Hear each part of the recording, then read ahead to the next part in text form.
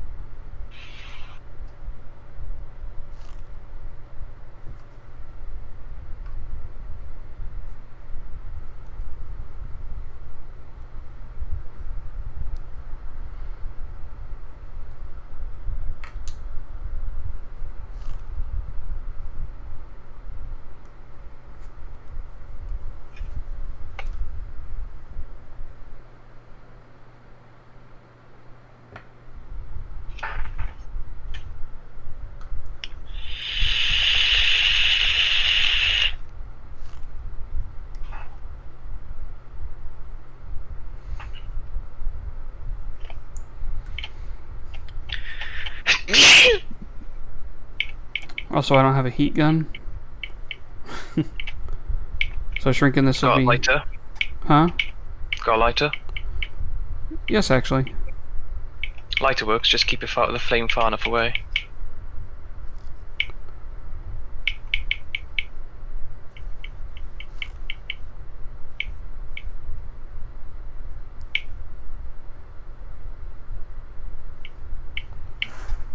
That's how real field electricians do it.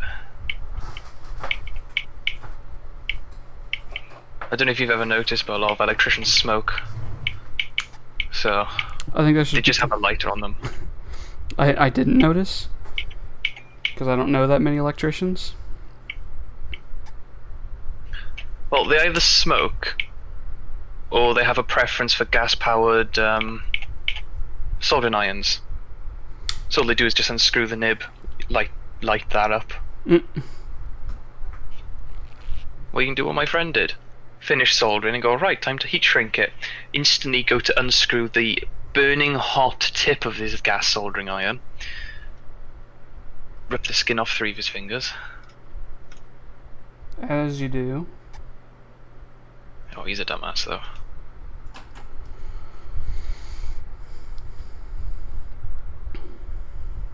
Oh, you poor child. Don't join this race in a D class. Oh.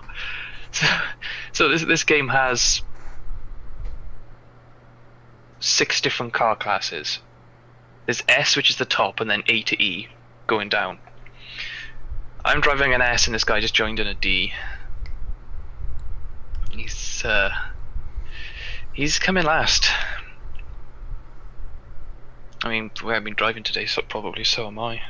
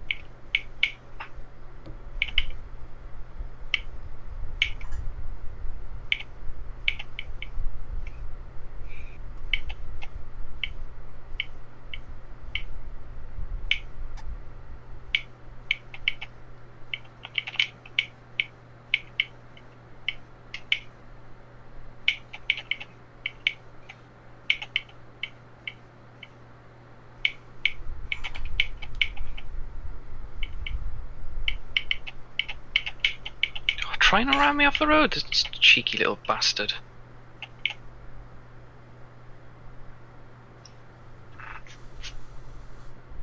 Since this game died in 2015, I think it was revived by the community 2018.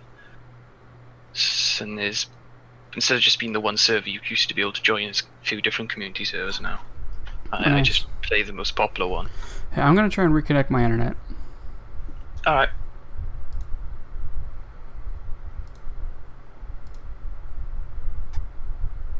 And I'm back. There we go. Yeah, I was waiting for your stream to your Discord video to update.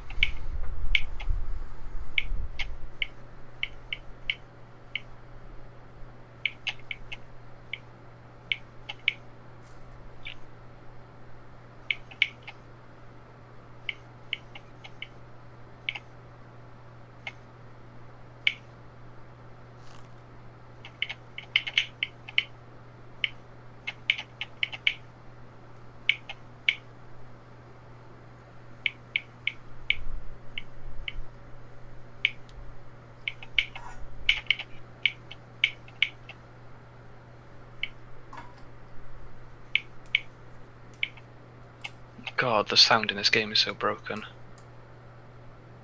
You know when you have a really crunchy audio jack that, like, you can't hear half of the stuff through it? Yeah. It's like that. Every time you get to, like, high revs, it just starts going. It's horrible. Oh, you know what might be causing internet issues? Go on. I was on Second Life. Oh, that'll do it. That'll definitely do it. Especially on Black Dragon. Oh, yeah.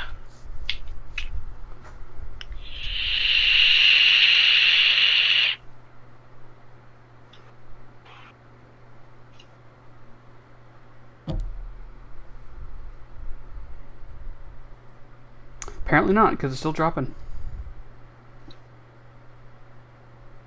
Might have to give it some time for it to refigure itself.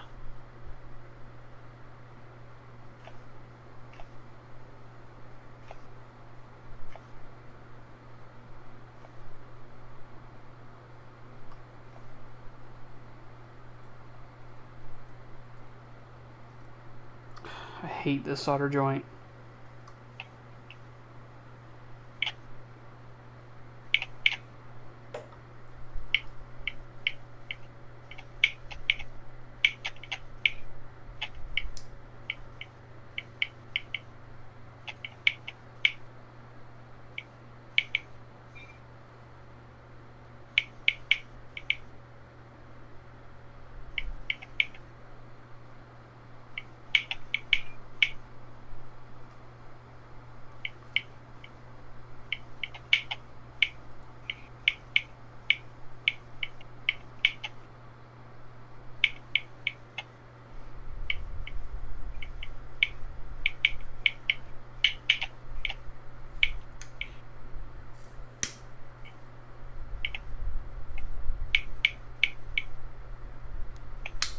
One benefit of this lighter is that it's one of those jet ones.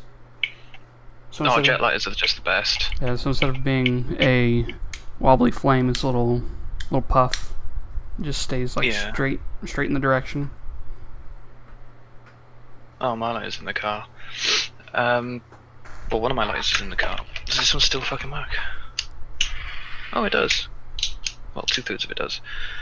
The only problem with jet lighters is if it's a single burner, it's fine. The issue doesn't really appear. But as soon as you go for a double, triple, or like the one in my car, a quad jet lighter, I mean, yeah, they're really good for lighting things like cigars because the flame is so thick. But what you run into is the small like rubber pipes that go from a T junction from the gas into the burners. They get clogged with all the impurities from the gas. Because there's usually oil in the gas.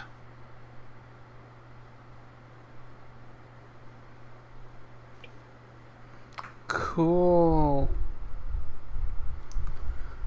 Broke that wire off in the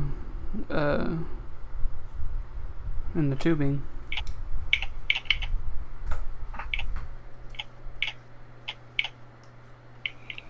I always hated that while stripping wires. It's even worse when you strip it and you make it all work, like through breadboards and stuff. Prototype it, make sure every wire is just a bit too long. Then you take the wires out, trim them down, go to strip it. It's just the perfect length, and now you fuck it.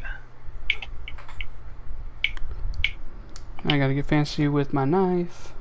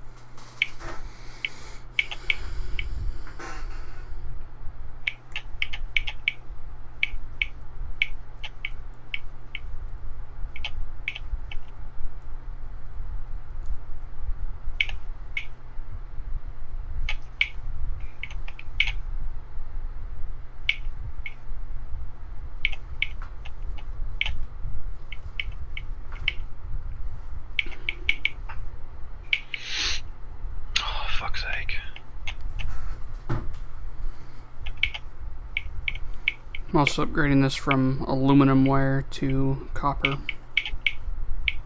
Copper's always better. It won't do jack shit for the sound, but it solders better. I'm guessing it's multi-core as well. Yeah, it's stranded.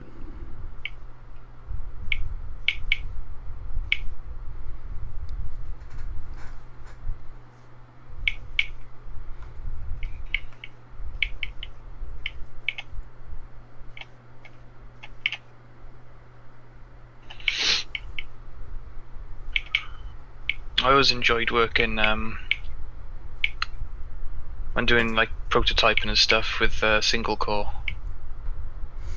Yeah, or single conductor, solid core. Yeah, solid core is my favorite. It just costs more. Yeah. And it's more fragile. Yeah. Because it work hardens like a bitch.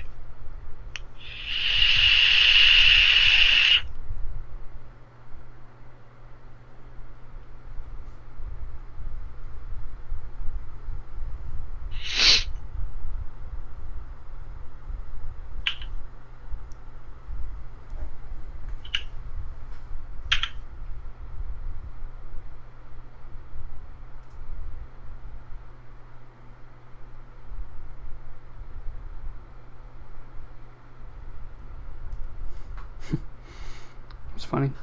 The shielding, well, the rubber on this on this spool that I use is too thick for the heat shrink. You should get some of that heat shrink that shrinks down by like a quarter of its size. Then you just need to keep a roll of slightly thick stuff and it'll cover everything from resistors to tiny wires. I mean, this stuff shrinks a lot, but it just starts thin.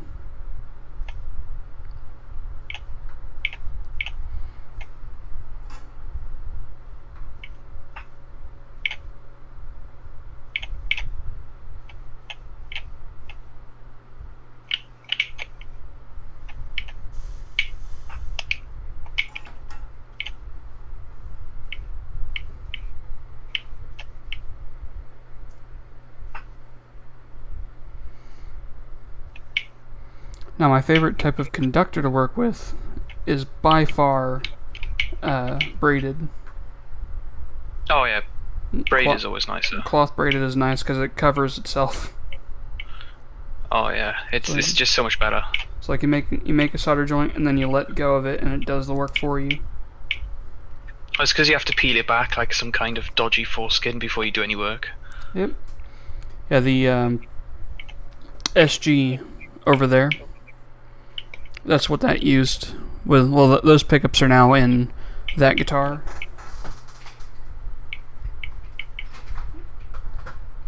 In that Squire back there. Fair. So loud as fuck too. Like for vintage wound pickups, they're loud.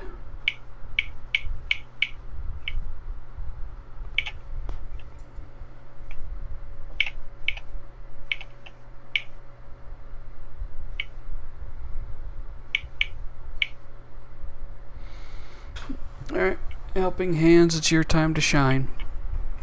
There's a guy in this race called Chanand Lebong. I don't get it. No, me, it's just a stupid name. And the other guy's El Rey del Spiedo. Spiedo. I don't know, it's probably Spanish, I don't speak Spanish.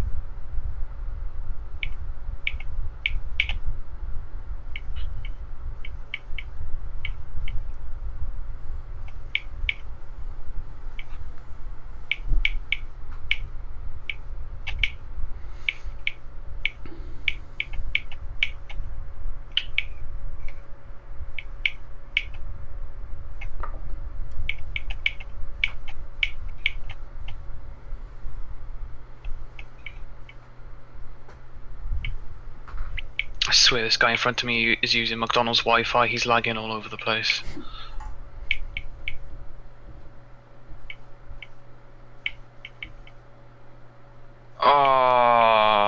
and the realization steps in. I've just joined a fucking 20-minute race. Mm. Oh, God damn it.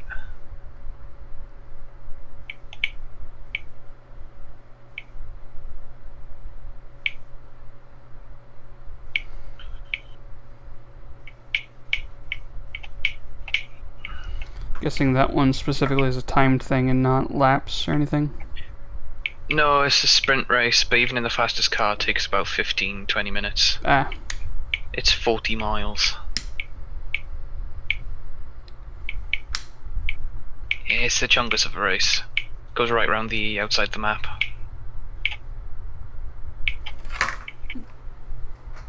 There is a worse one though, which is called Le Mans. I've seen. And these are both. Yeah, it's not the actual. It's not the actual Le Mans track. It's the track in this is just called it. It's still made out of the in-game map, which is the map for Most Wanted and Carbon combined. You have both of the maps in. It's just one, but the. Is it Most Wanted? Is it Most Wanted 2012? No. Good. It's the original Most Wanted. Most So it's actually a really 2012 nice still. map. Oh, it is. Everyone keeps saying it's basically Burnout. It's like, no, Burnout was fun. That's one way to put it. I've never actually played Burnout. Oh, good game. I'd say Burnout 3 Takedown was the best. I hear a lot of good things about Paradise. Paradise was pretty good, but it lacked the one of the things that made Burnout so fun, which was just the straight up crash mode. I did watch a friend play that.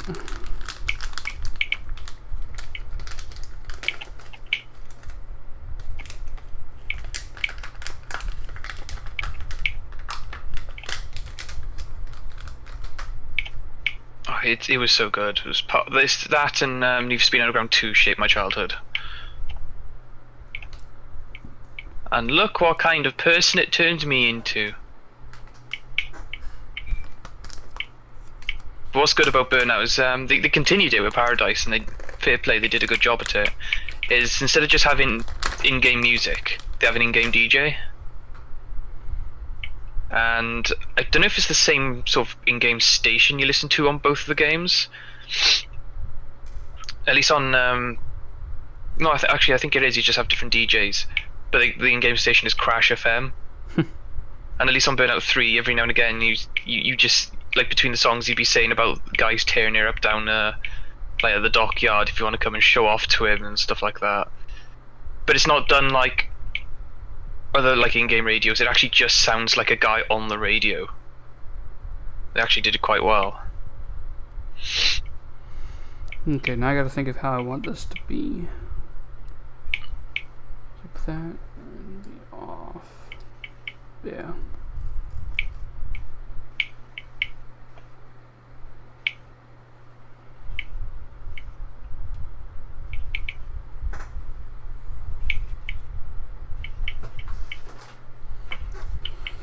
Okay, this is...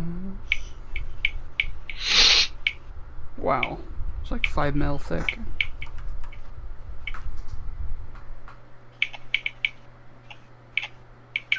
Alright. Gotta melt away a millimeter of plastic. Oh, fun.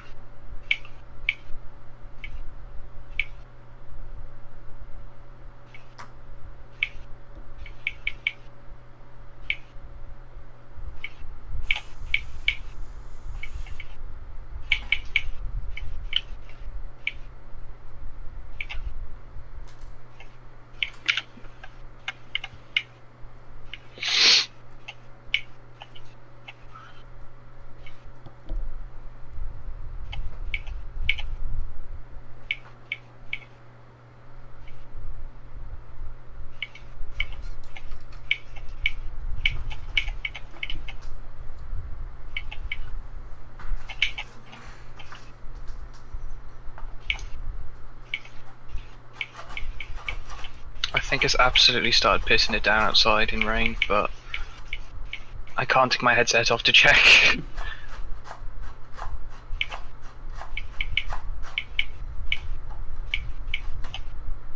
You know how it is, it's kind of difficult to just drive without looking when you're doing 220 mile an hour. Yeah, a little bit.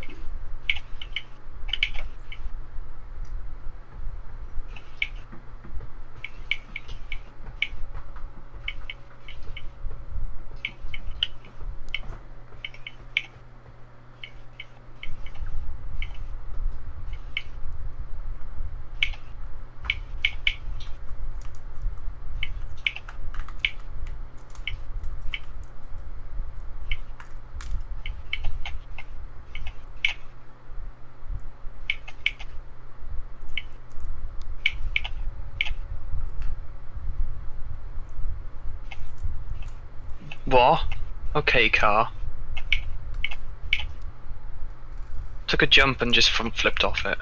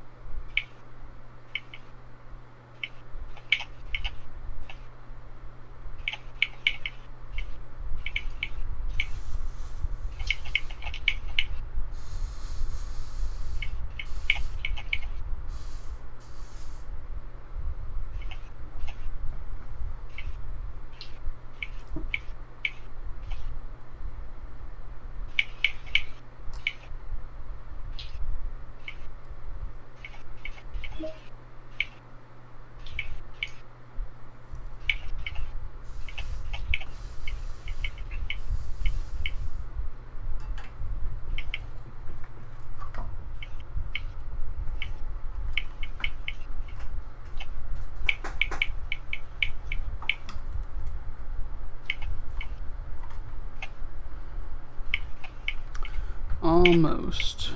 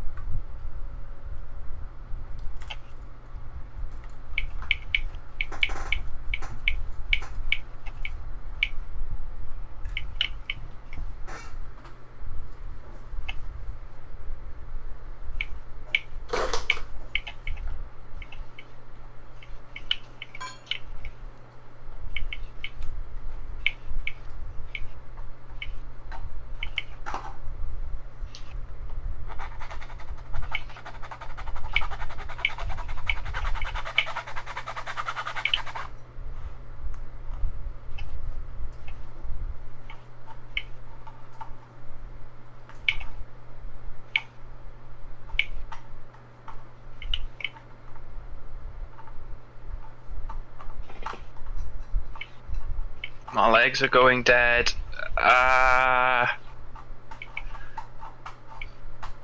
Sitting too long? Sitting cross-legged.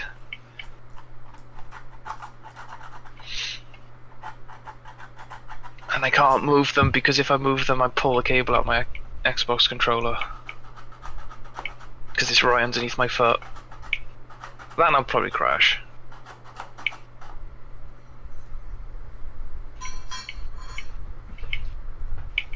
Gonna deal with the pain for the sake of winning.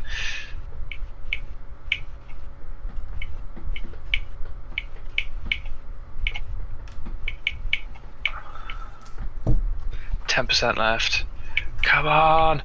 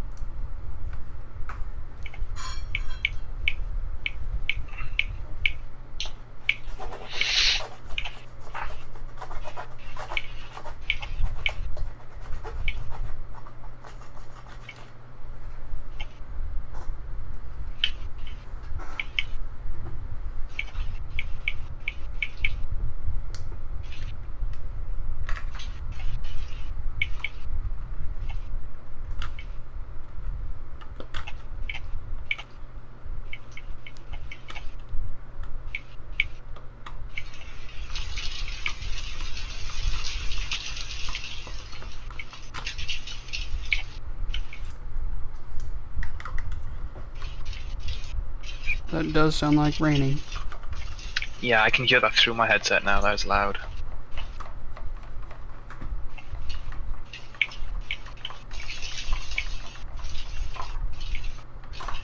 %.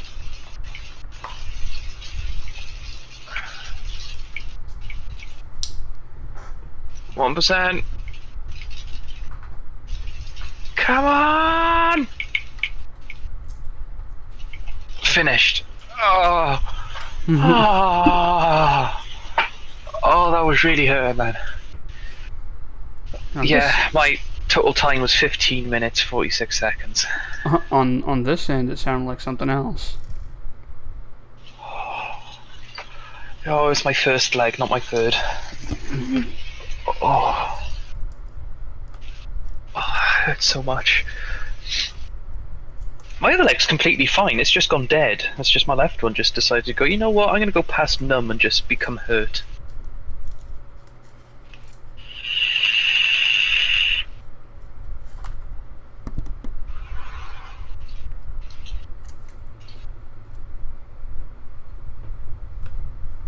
Pedera espera ne.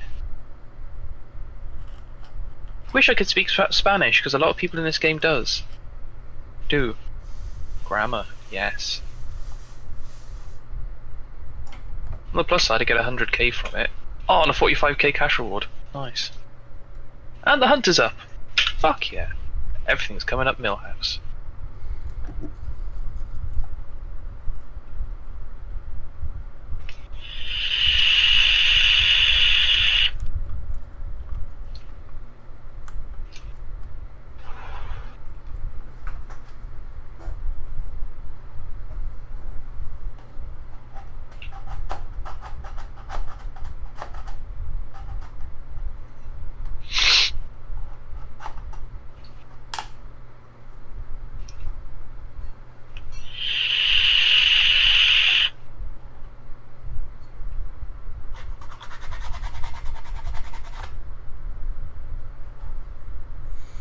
I was so in the zone for that race then. Because I was losing to a guy from the class below me, but he had much better handling.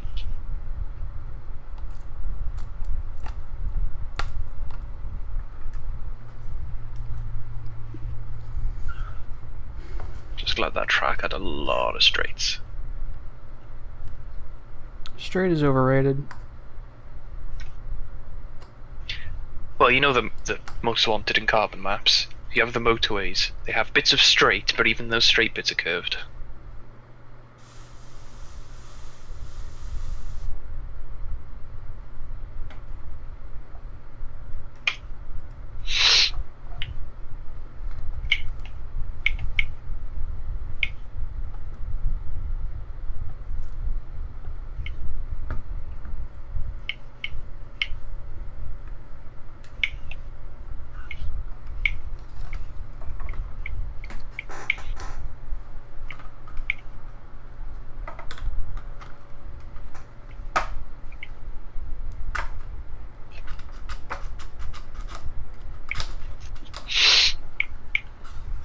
Need for Speed World is good though. It's the MMO that EA didn't want to make.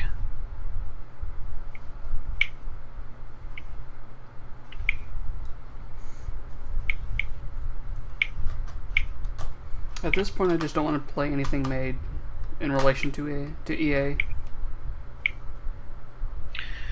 Pretty much same, but considering this is no longer owned by EA, and I mean it was launched back up under the name Need for Speed World, but EA got a bit antsy, so they changed it to Soapbox Racer World.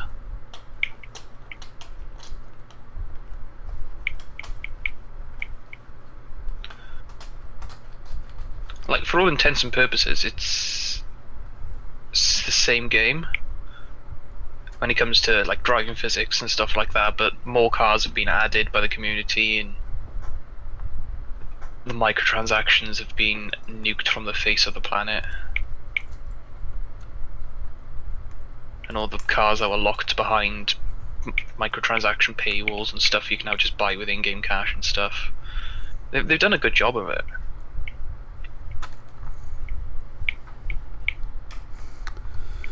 I think one more pass will open this up enough. I'm gonna have to scrape the shit out of this tip. Just the tip? Yep. A little bit of the shaft, but you know.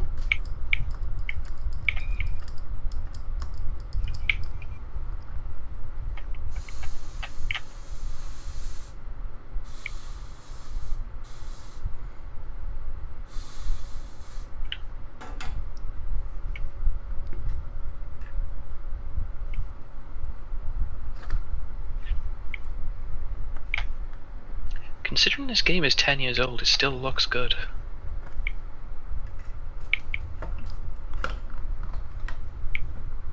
Well, bar the fact that the map is a bit but then again it is the most wanted in carbon map, so the map is older than the game is.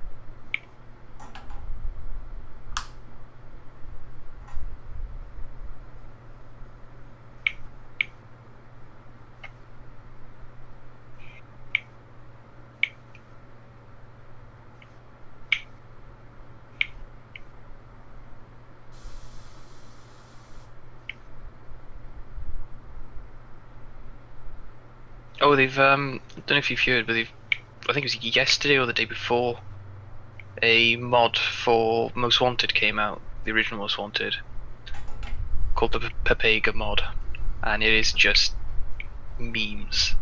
What does it do? A lot of things. There's a hell of a lot more cars added, like the starting car from the Java edition of the game, the Robo Race, like fully autonomous car. Sonic and his cart has been added. There's a tank. Things like a Vauxhall Corsa, which is a fairly boring-ish car. But they've had quite a few cars. It unlocks a load of the races that weren't in the final game, including one game mode that wasn't in the final game.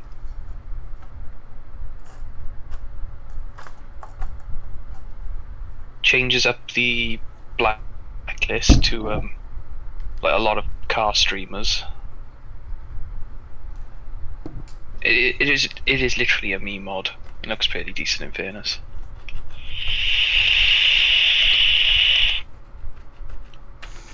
I never could finish Most Wanted. I always preferred Underground 2. Same. Every time I play Underground 2, I end up 100%ing it. Yeah, same. What really annoys me though is to 100% it. At one point you have to take your car from being nicely painted with some nice vinyls to just being completely carbon fiber. See, I like carbon fiber, so that was fine. Oh no, I mean it's fine, but my car choice for the late stage is the RX-8, and when you put a wide body on it with carbon fiber, all you have left is a blue roof, or whatever colour you choose to paint the car.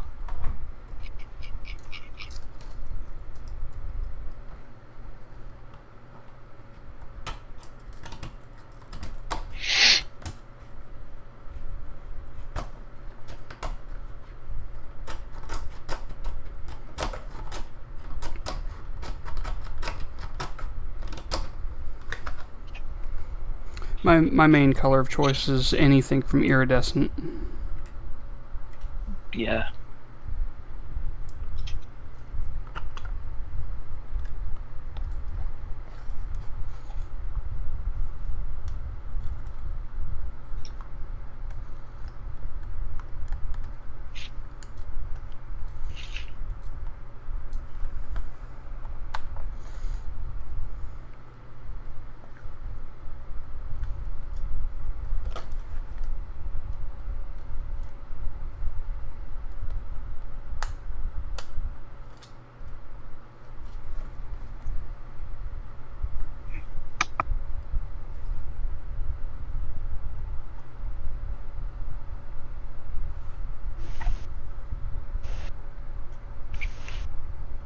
I think I caught a bit of a cold while I was sleeping. That's fun.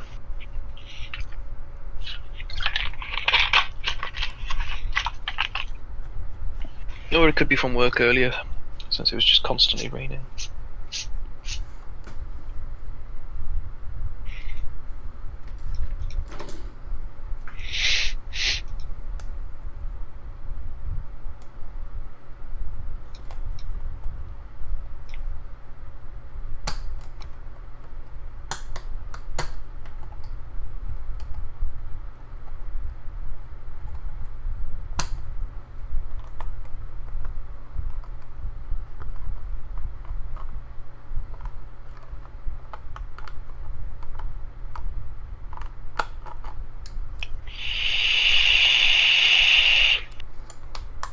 Alright, got the neck one in.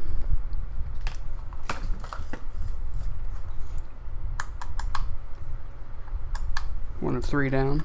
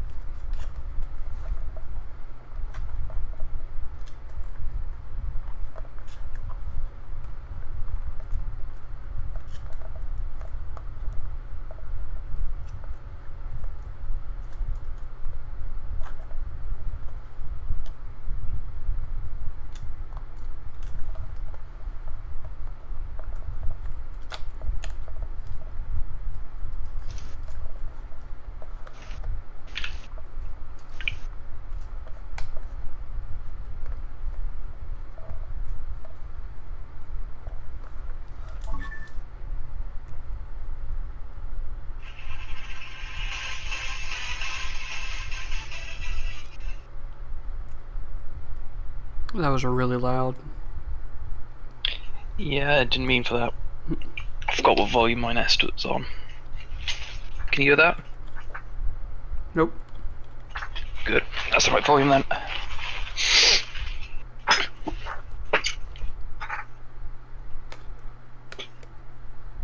It was annoying as well because the part of the song that was that I managed to pause that on from driving earlier was the part where it just goes quiet and then instantly goes straight back loud again.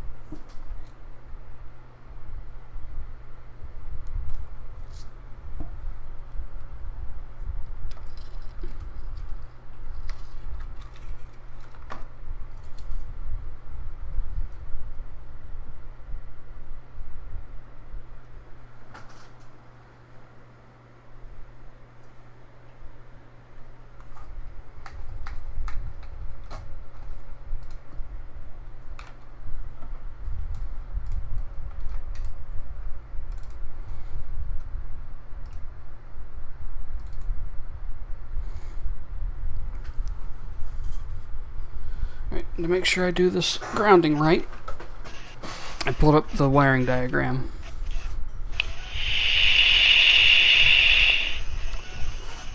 Which for a strat is fairly simple, but even simple stuff can be messed up. Oh god, yeah.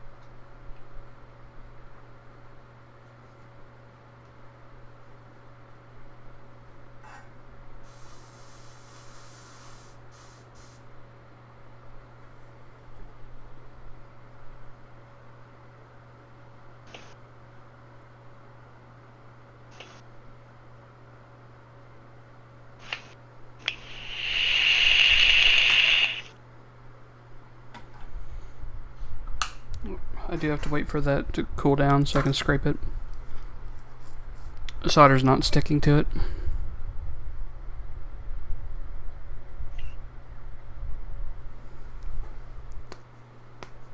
Was there a coating on it or something? Yeah, I burned away the plastic on the pick guard. Ah.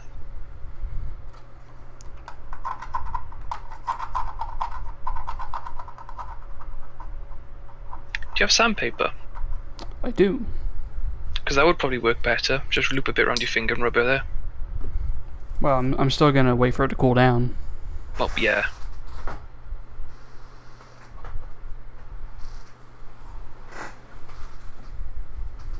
But like, you'll get a nice, more even and rougher patch than if you use a knife. Yeah.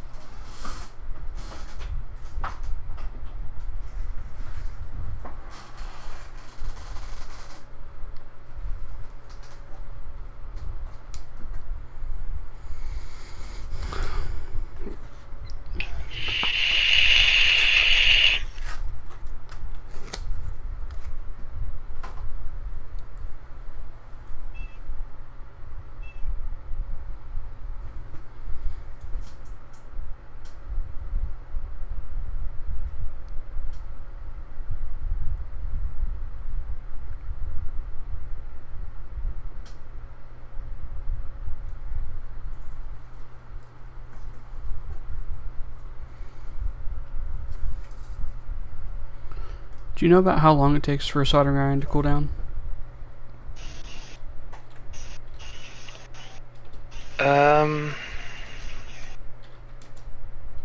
About 10 minutes. Why? Because I want to get to the scraping, because I'm not done with this.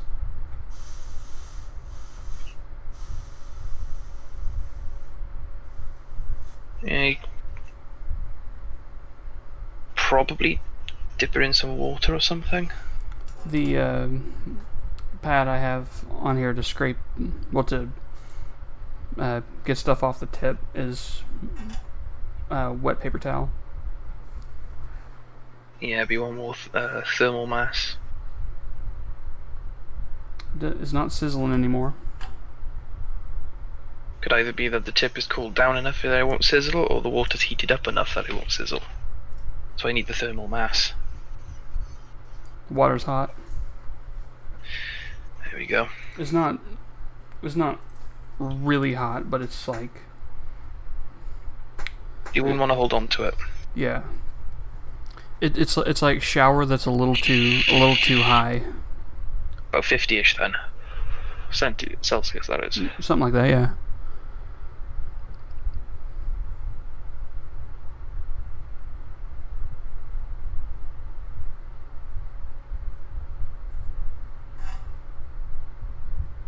I forgot what temperature water starts to burn. It boils at 100. Yeah, but it burns a lot sooner than that. Because we as humans are about 35 inside. Yeah. And we can take up to about 40, 45. Well, in internal is about 47 or 37. So that translates to exactly 98.6.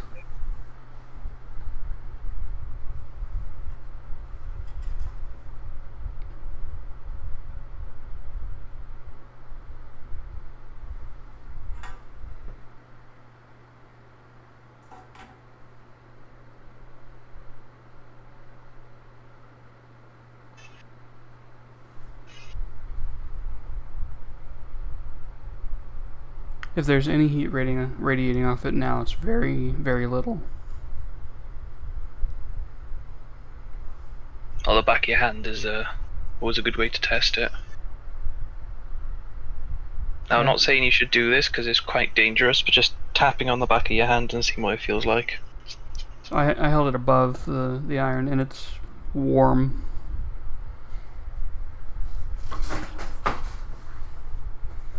So probably still about, I don't know, 40 maybe.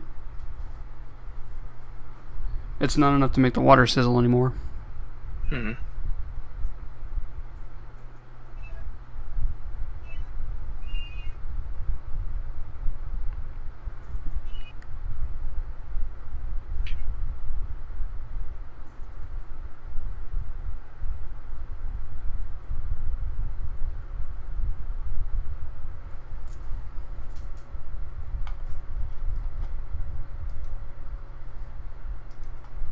I know it heats up in about a minute.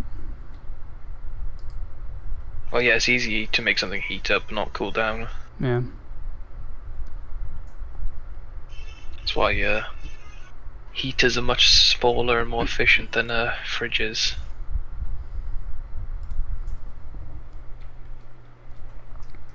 Look at how old and busted this soldering iron is. Fuck. That looks like it's from the 50s. I see. That must be made of Bakelite. It looks like Bakelite.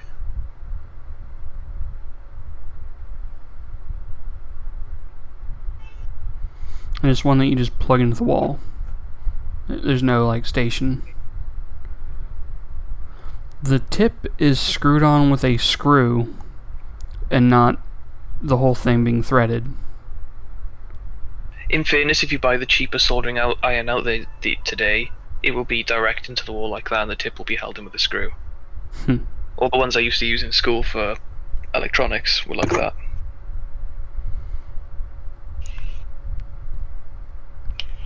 If you go down to the third step on method 3, the wire looks too thin. Like, I would not trust that to carry enough current. Granted, it is at 220 volt, that particular one, but I wouldn't trust it. Well, it's not really the going to be much of an issue once it's up to temperature, because then it's only just, there'll probably be a thermal cutoff in there, so it's probably just ticking on and off just to keep the temperature. Yeah, but getting up there is the dangerous part. Yeah.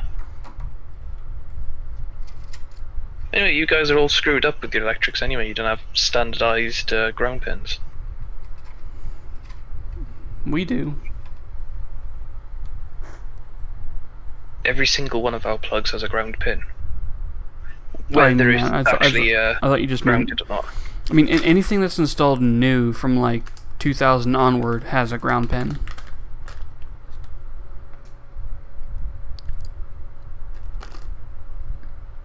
It's just a lot of us live in houses that haven't had a rewire since the 60s. Yeah, our plugs have been the same way ever since they were standardized, which was fuck. Not long after World War II. Because I think back then we were still. No, I need to look this up. How old is the British plug? Because it is the safest plug design on the planet. Let's see. Pickguard plastic is made of.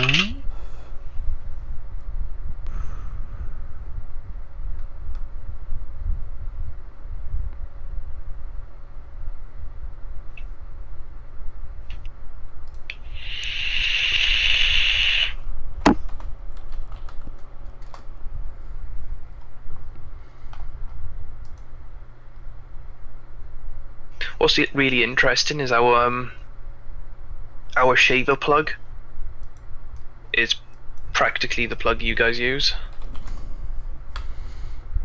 The 2-pole. And annoyingly, we do have shaver ports, but they're quite low amp rating on them. Our 3 conductor is like a very surprised person. And they're always and all your plugs are always installed upside down. To the UK standard, yes. That's just how they were standardized here. No, because if you go to your hospitals, you'll find that the ground pin is above. Hmm. And the idea behind that is if the plug isn't in all the way and a piece of metal slips behind it, it's going to hit the ground pin before it hits the live and neutral. Okay, so pick guard material is PVC. But of course, everyone likes seeing faces and things, so they all install them upside down because look, he's a shocked face, look how adorable it is.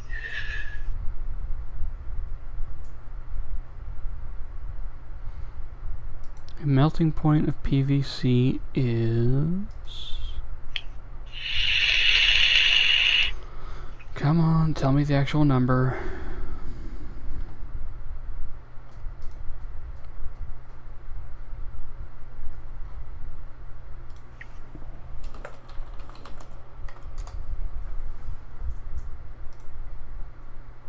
(92C). That's not helpful. What was that, sorry? Melting point of PVC.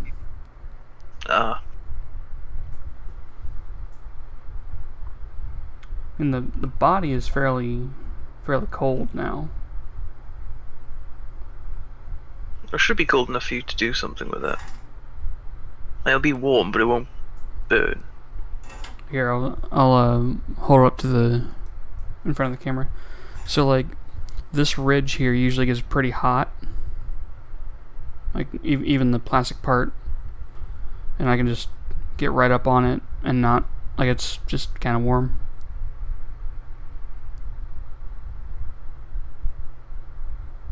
(1947). Yeah, it's just after World War II. They decided to redesign everything as since the war kind of fucked us over. It's like, well, half our buildings are broken anyway, so how about we redesign? Basically, because before then we were using again a 3-pin system, but it was rounded pins, and we had different sizes for different amp ratings. That just gets confusing. Well, yeah, because it might go to your plug socket in your house, and you have 2 plugs, and it's like, oh, I'm just gonna plug this lamp in. It's like, oh, it takes less amps than these 2 give out. Well, it's probably actually the fuse socket itself was the plug socket itself was fused rather than the plug, like you guys have. But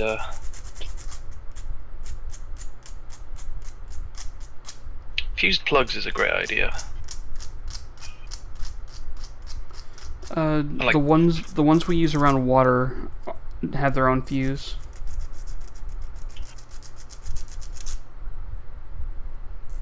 Yeah, but even if you're not using it around water, you can still get an electric shock off something. Yeah. But they don't. I don't remember what the reason was, but it's by the people who made our standards. It's not recommended to use. Oh fuck! What's it called? It's one with the test and reset switch on it. Breaker. No, on the actual like receptacle. Yeah, it's a breaker, and I can't remember the. If it detects ground current, it trips. Yeah, and that's just because if it gets splashed with water, it just turns off.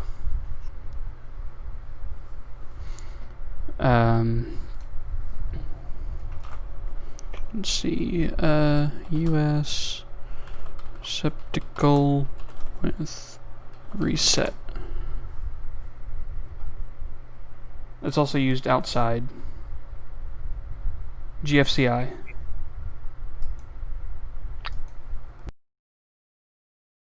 I used to know what GFCI meant. God, it's been years.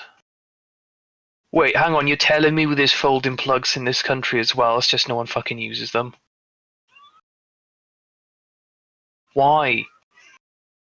Like, the one thing I'm annoyed about our plugs compared to your plugs is that you can just fold them away. Like say like your Apple charger.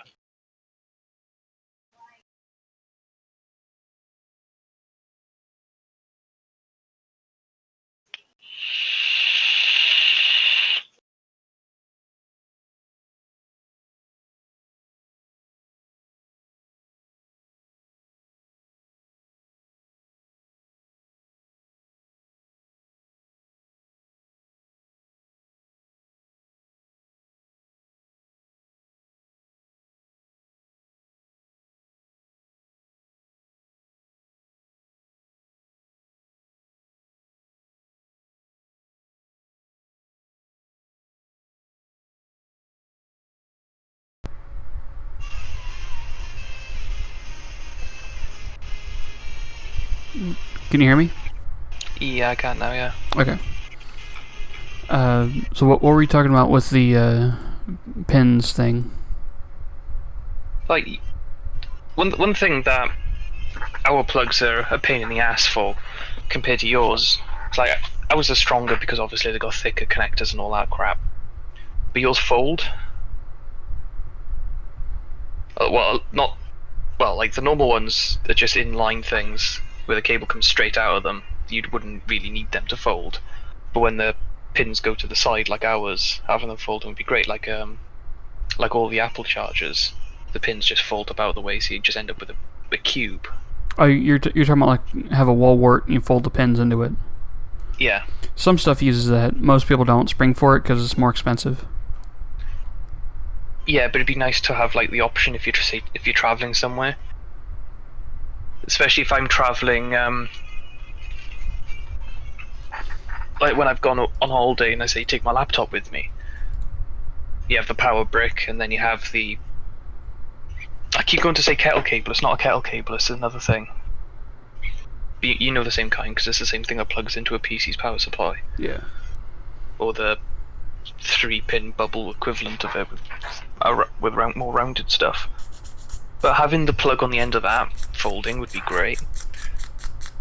And I was today years old when I found out there's 2 different versions of a folding plug. One that looks like our normal plug and the pins fold down into it, and one that looks more like your plug with the ground pin folds between them. Did you see the video of a person plugging two 3-pin items into a 2-pin? No. They had a 3-pin, and they needed to plug it in, but they didn't have a 3 to 2-pin adapter. So what they did was they took 2, like I said, it was just the one thing, but they took 2-pin to 2-pin, plugged one on each leg, and then had another 2-pin to 2-pin plugged onto the inside of both of them, and then plugged it into the wall. And just left the ground exposed. I mean... It works. Don't do that. Yeah. Because if anything falls on that ground, you're fucked. It's also kind of a fire hazard. Yeah, that's... So, this is why our plug design is great, because you literally can't do that. Because you need something to go in a ground hole to open the shutters for the live and neutral. Which a GFCI is ground fault circuit interrupter. That's that fucker.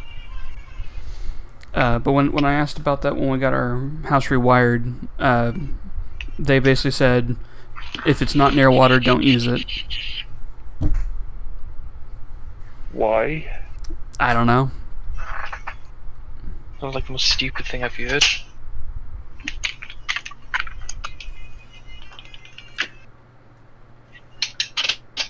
There's nothing wrong with using a GFCI.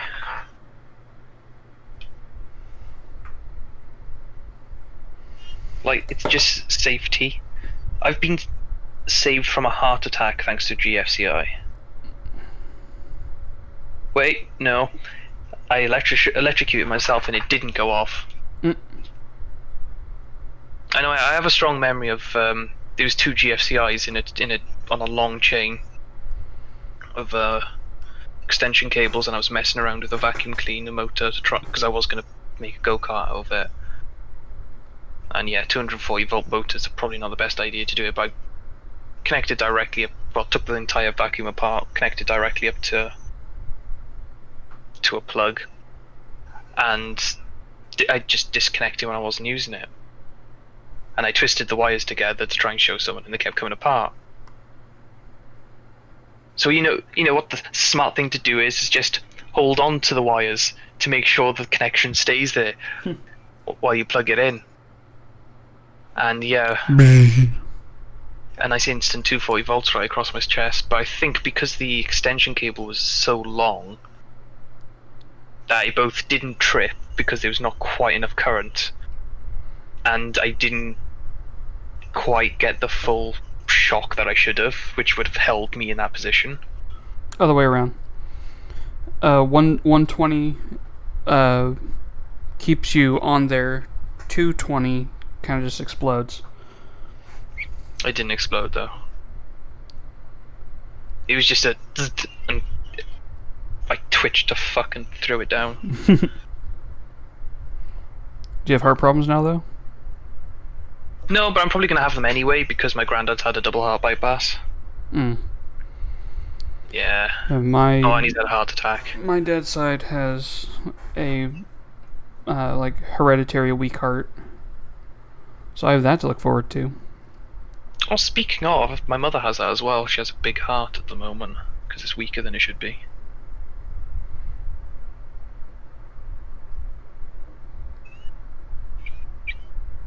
Just want to find out what's going to happen to me first. Is it going to be a bypass, a heart attack, or a weak heart? It's going to be one of the three. We're on the lucky dip there. As well as a history of cancer in my family. And my granddad has glaucoma.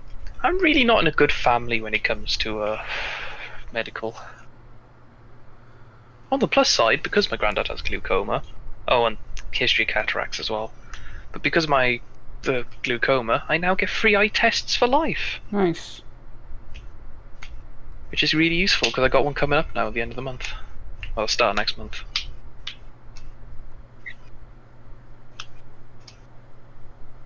So yeah, if you have I get to wait for this to cool down again because it's not all scraped off, even though it was shiny.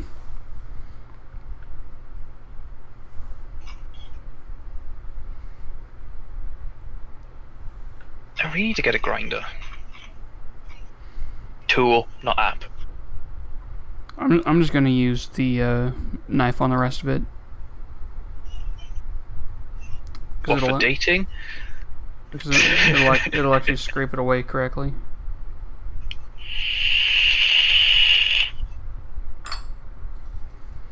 Melted plastic though is always a bitch. Yep. But best thing I find for it is always have an old dodgy knife. That's probably not the sharpest thing in the world, but so I got really this. Care about. Yeah, but then you heat up the blade with a lighter, and then use that to carve bits of plastic and shit. I'm not going to do that because the blade goes all the way down the back. Yeah, I try and find something that doesn't have exposed metal in the handle. I don't have a rubberized knife. It doesn't even need to be rubberized, it can be plastic, because most knife handles are it's a thermoset.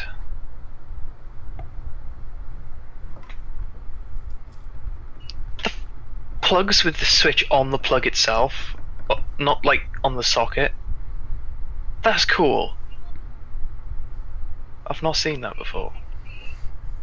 So I'm just looking at Google Images of how old is the British plug apparently, and some interesting stuff here. Which we got these things. It's too far away. I don't want to climb over shit. But it's 2 strips of LEDs with a wiper in the middle. And it looks like a light switch. Oh yeah, we have them. We have them over here as well. You can just like stick them on a wall or something. There's holes for screws and there's magnets for like a refrigerator. Yeah, I've seen quite a few people with trucks in America. They just use the magnets on them, stick them inside the wheel well of the truck, and then they have wheel lighting.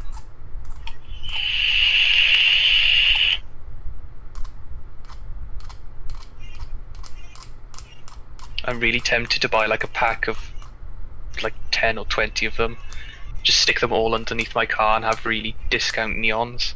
Although buying 10 or 20 of them is quite expensive at that point, but not as much as Underglow. No, Underglow is really cheap. It's just What? LED. Yeah, no, since it's gone from actual neon tubes to LEDs, it's cheap as hell. Okay.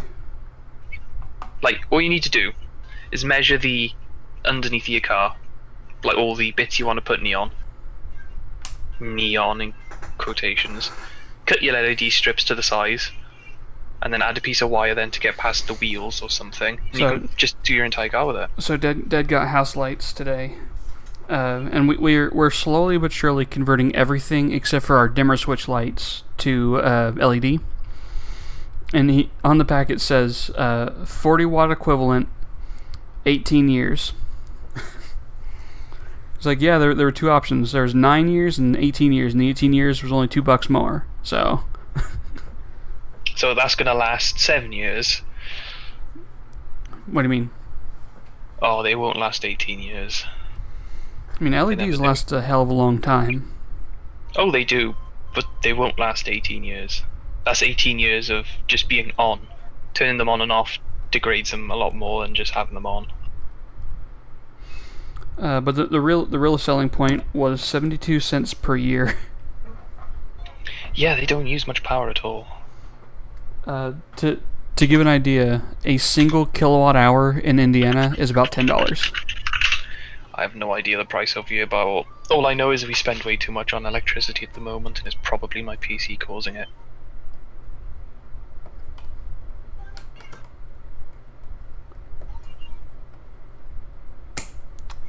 Also, a quick PSA, since we're dealing with guitars tonight. A quick PSA for anybody interested in buying musical equipment. Buy through Thomann. That is THOMANN. It's a German music equipment distributor. But you can find shit like Marshall's newer version of the Plexi for half price. Same as the PV6505. They're both about $1,500 in the US, but even with the $50 shipping from Germany to the US, it's still saving almost $700.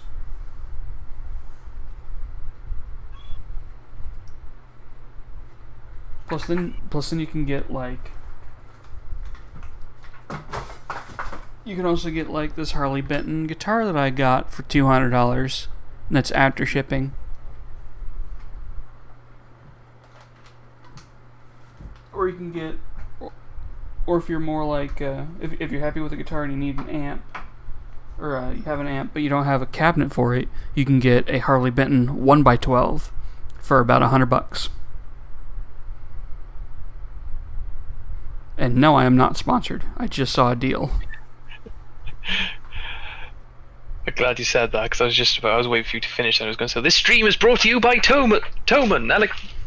Link is down in the description below. I fucking wish.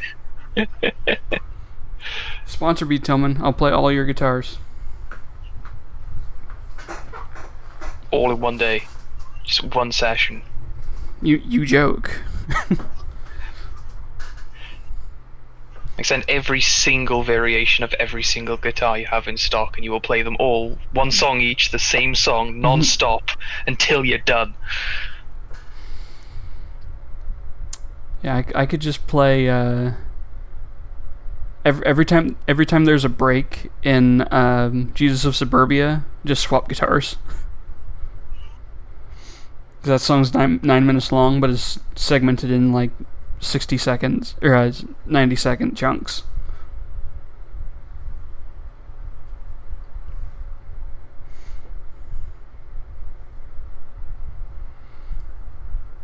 And I already know how to play it, so... You'd have to have a pretty big room to have all the guitars just laid out, ready. Floor kill switch, just unplug and plug as you go.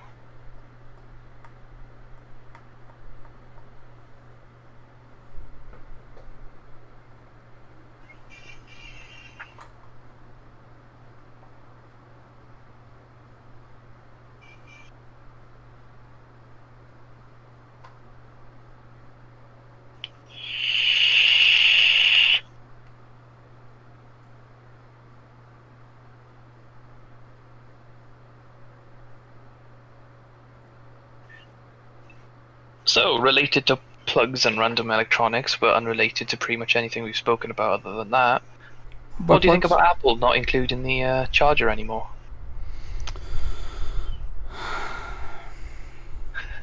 I agree.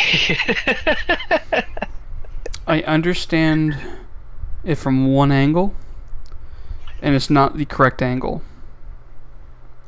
It's the same way that Nintendo tried to argue when they stopped including it with the 3DS. Oh, that you already have one. Yeah, if you play Nintendo stuff, you already have one. If you use Apple products, you already have one. But that's the thing. That's what Apple is trying to claim. That and But no, they just want you to pay an extra $50 for a charger. yeah, they're claiming that you already have one, and it's more eco-environmental friendly if we don't send another one, which will probably go in the bin. Now But that the part thing is true. Yes, but the thing is, everyone has a USB the Apple charger with a USB-A socket on it. So the cable that they ship with the new iPhone is a Lightning cable to USB-C.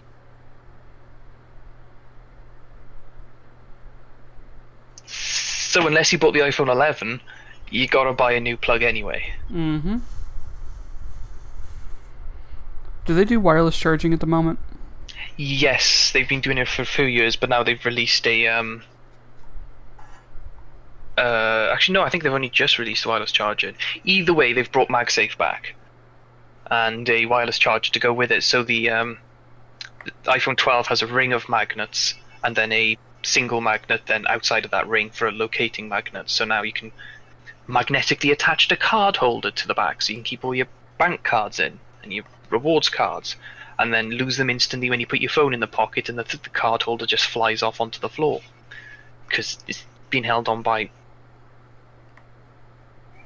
just ish magnets. They're not that particularly strong, and Now, you can get specific cases with magnets in them, which the only use for that is to help them still wirelessly charge with holding the MagSafe connector on it. But it's been discovered since then, if you have any normal Android, you can buy the Apple MagSafe charger and the MagSafe will just stick to the back of your phone anyway, because copper coils and stuff in your phone are magnetic anyway.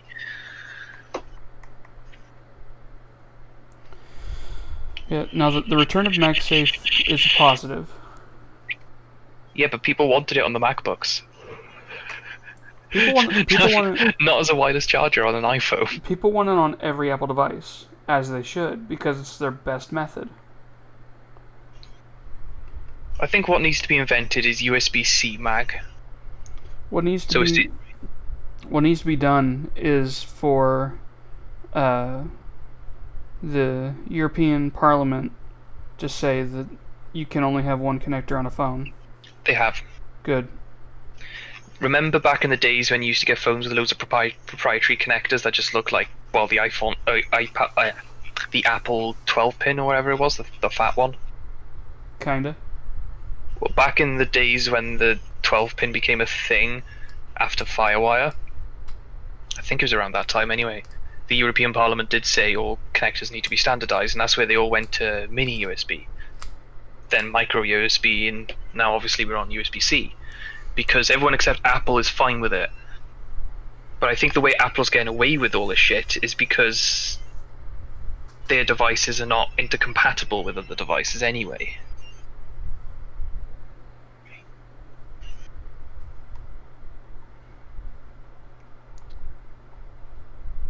But now I believe Apple is being held to the same standard as everyone else with the new ruling.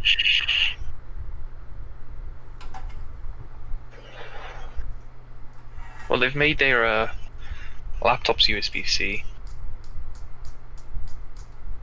And loads of people are taking the piss out of Apple because the USB-C ended cable and they plugs, and it's like, look, Apple, it's okay for you to put USB-C on your products.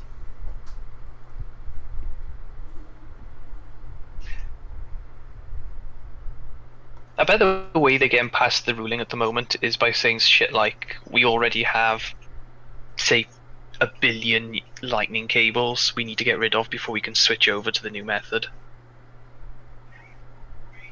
Trying to make it an environmental issue rather than an issue of the fact that they want more money. Like they've done with the charger.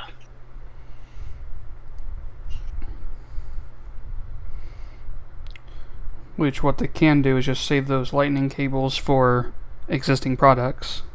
So if someone needs a replacement, they can get one.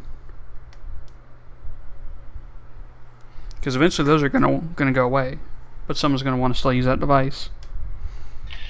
Yeah. Even if it's just for like an MP3 player. I mean, it's difficult, but you can still find brand new, unopened, original iPod Firewire cables. Mm-hmm. Have you seen the Dank Pods YouTube channel? Oh, I fucking love Dank Pods. Like I've been with him since his 3rd video, and I'm on his Patreon since it was created. Nice. I'm one of his fans. Because like my favorite intro was a couple videos ago. He put all the shitty MP3s on the Shrek pad, and it was like nuggets. Nuggets. Oh no, he's so good. Have you seen the not Cashies? Although the Cashies one is great. Australia Day. Not sure if I had. Is that a recent one? No, one of the older ones. He Probably did a Tooheys branded. I've seen from the Terabyte iPod and onward. I think it's after that. Look. I think it. Wait, hang on. Does he have a channel description? What was that I was reading then on YouTube?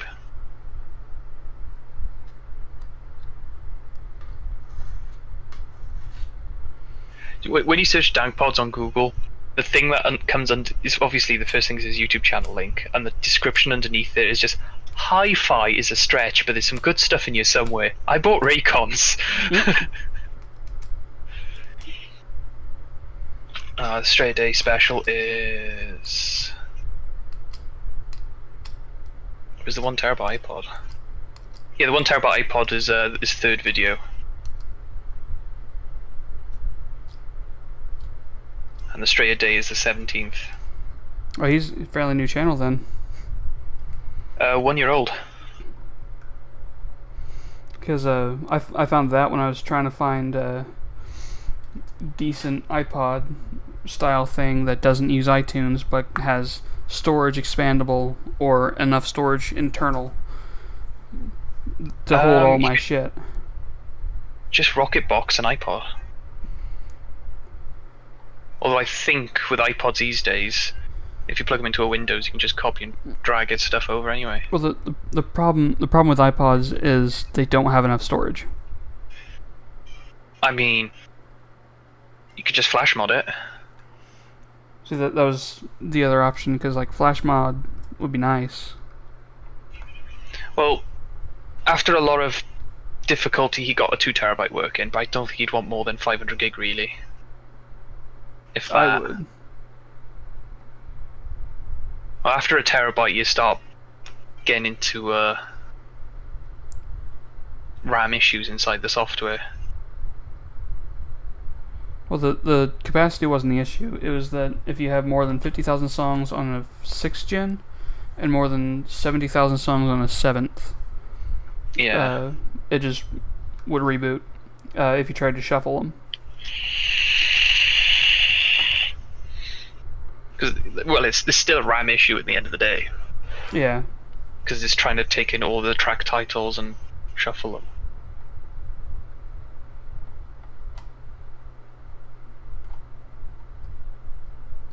I suppose if all your songs had a single letter for the name, or like a single number, you could hold way more. It's just the amount of characters it has to judge. The iPod has a problem to begin with, because when you put iDevices have a problem in general, because when you put stuff on there, it doesn't take the name, it gives it a random name internally.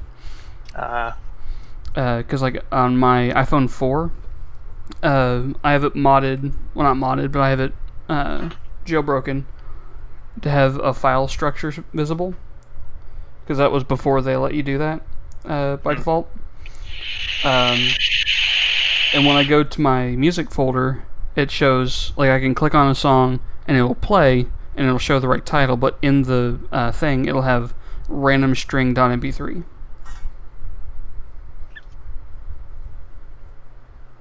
Why didn't you get a Craig? That's your old mate. Just get a Craig. Craig's an option. I mean, it won't be as the storage won't be there, but it's your old reliable mate Craig. How can you not?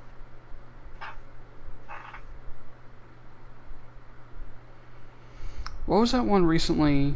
It was in the Nugget video, but it was the one where it was like really hyperbolic statements on the packaging, and it was just like nothing. Pretty much every single nugget he's done. Because he opened it, and it was like a screen protector in there that's like crooked, and not the device itself. So it was like majestic. Opened it, and then trash.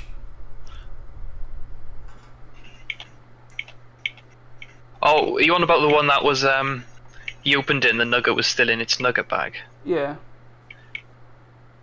That one was the...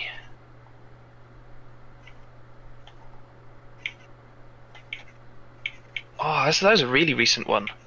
Yeah, it was the one I mentioned where he just goes, nuggets, right at the beginning. Is it the Sad Nugget Roundup? Yeah. Last week's video.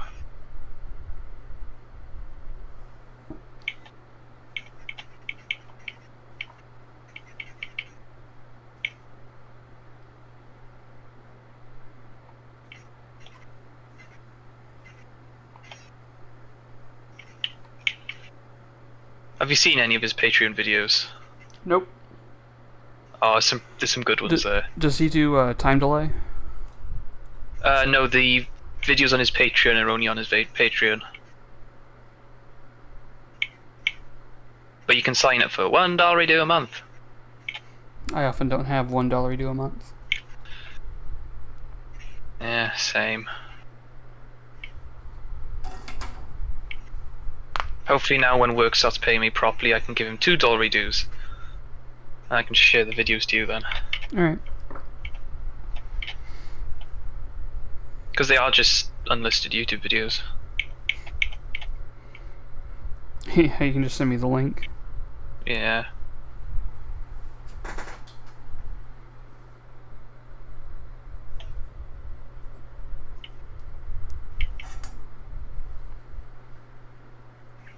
I did find a nugget of my own recently that I used to have. Kind of tempted to get it, but it's not the same.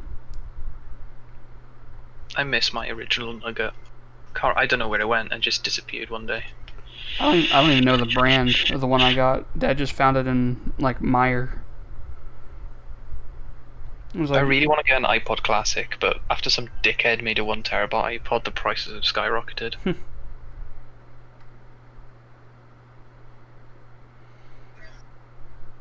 Now the one or the classic one, I would just put a compact flash chip in it, like not the SD card adapted one, just a compact flash. I think the compact flash was actually faster than the SD cards. I mean, it makes sense,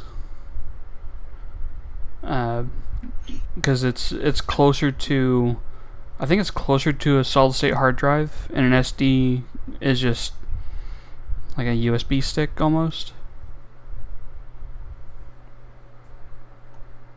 It's cool. Different types of flash memory, really. I didn't solder that to the right lug.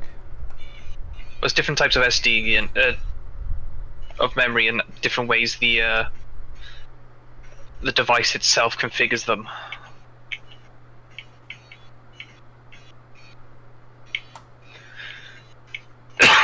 Oh, fucking Rona. My corona. I can't wait for there to be fucking...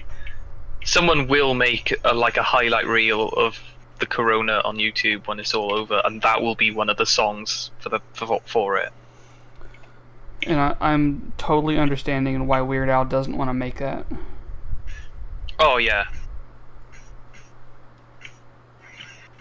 He's also already parodied it.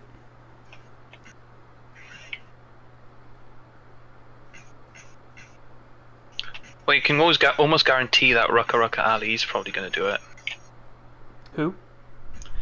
Another guy who does parodies. Is absolutely shit, and they're usually incredibly offensive.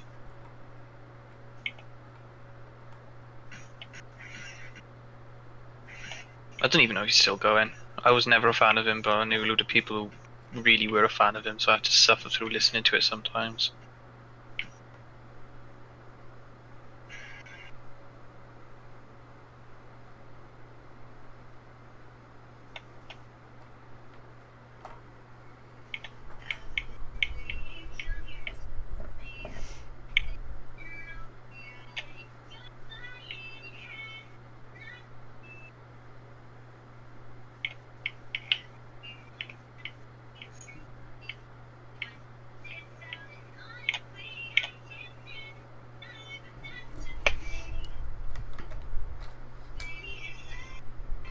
How do you feel about acapella?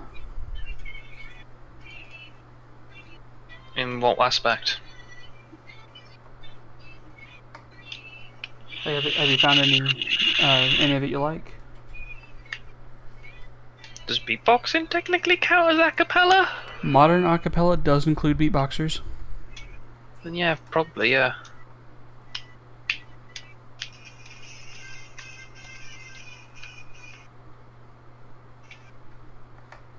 I mean, I used to use a lot of acapellas while I was mixing.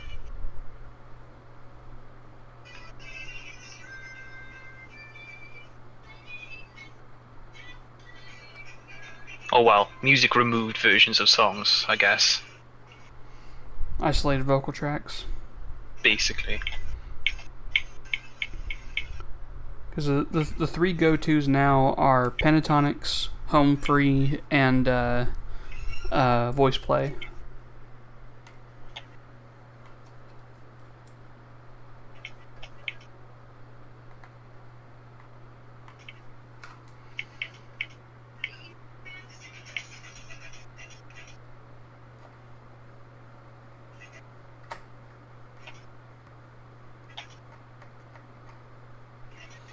If you want to hear a really good bass singer, voice play is the way to go, because they have Jeff Castellucci,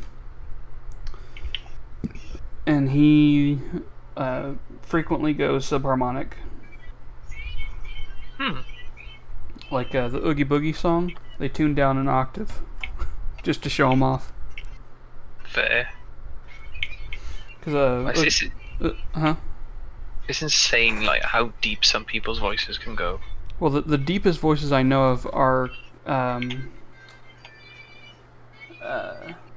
they're called octavists.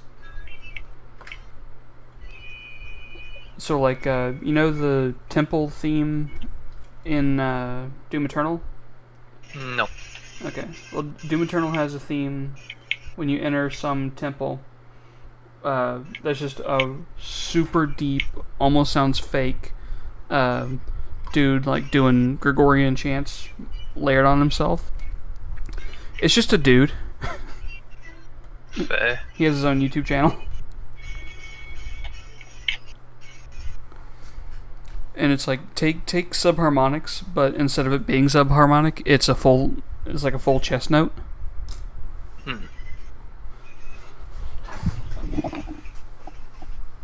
Like, do you know the song, oh shit, what was it? What was the song? Old Man River? Heard the name, not the song. I believe the guy who sings in Old Man River is an octavist. And it's just like, Old Man River, like that kind of shit. Like, I can't get that low, obviously. Yeah. But, my lowest note is almost as low as the lowest note in Oogie Boogie song. Because Jeff goes to an E subharmonic, I can hit the F sharp above it as a growl note. And it's just... Yeah. Oh, is he like my voice seems to be sort of bipolar on what kind of tone he wants to be in most of the time. I speak in a monotone while saying that. That's perfectly reasonable. Yeah. But like, I guess it just depends how much I'm focusing on my voice. If I don't focus it will just go to monotone and I'll end up speaking like this, and just no one really wants to hear that. It just sounds boring. When I focus on singing, I tend to try and go higher. I want to try and go lower though, because like, Yeah, I go higher. because like the F sharp is my current limit, but I feel like there's more. Feels like I can do more. But for high, I can get like. Have you heard the theme, like the main theme song from Phantom of the Opera? The Phantom of the Opera is dead. That one. So when Christine does her crescendo, I can get about halfway up.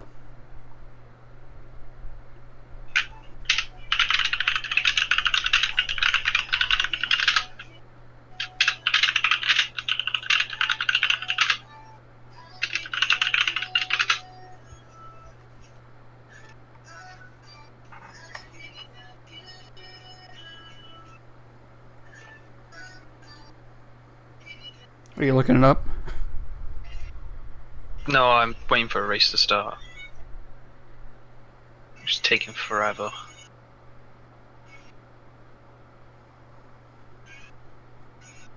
I was just speaking to the other guy in the race.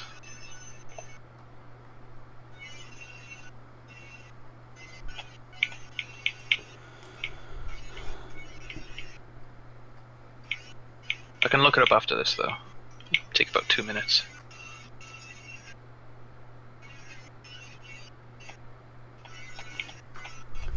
And I'm torn on which version I like the most. Because there's the classic version that's Sierra Bogus and or Bogus or Bogus, I can't remember how to pronounce her name, and Ramin Karimloo at the 25th anniversary performance at the Royal Albert Hall. Yeah. That performance is probably the best overall you'll get from Phantom of the Opera. But if you want more rock and a bit of like tongue-in-cheek, you gotta go with Nightwish. Because pretty much anything that's in the Royal Albert Hall is going to be the sort of the perfect version of it because of just the acoustics and shit in there. It's also just and they don't just let anyone random sing there or play there. Yeah, like the singers are clearly at their peak. Because like Ramin is, I don't know much about Sierra, but Ramin is one of the best musical singers I've ever heard.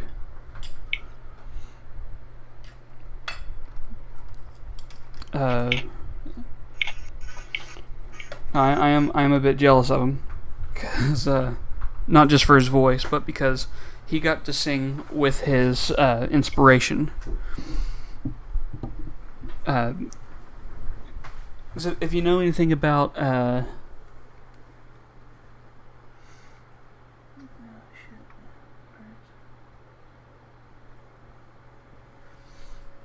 what was I was going to look up? Phantom of the Opera. That's the one.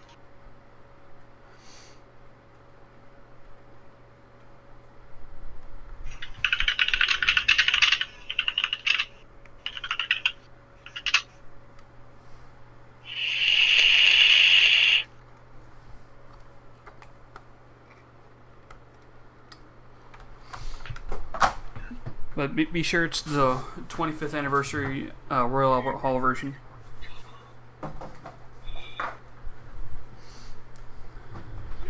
Yep. Trust in the angels.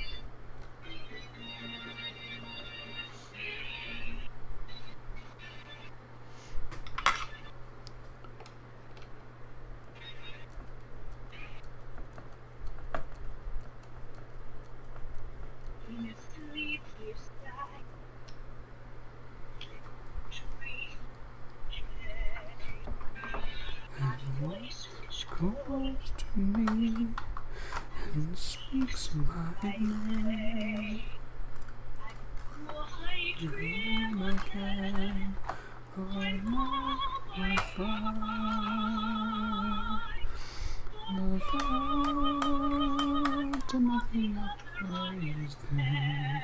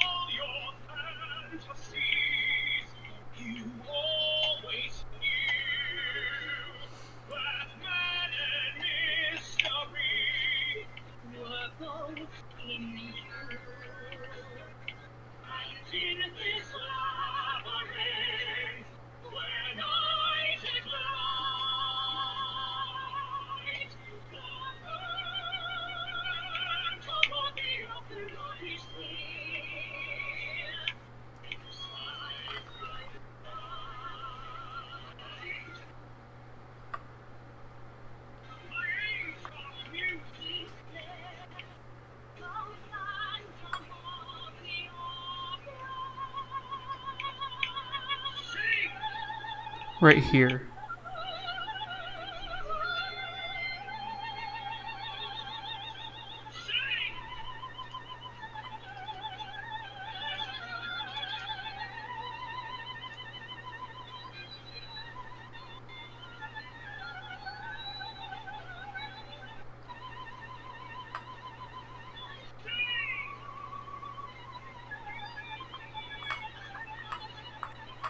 I think that one's my cutoff.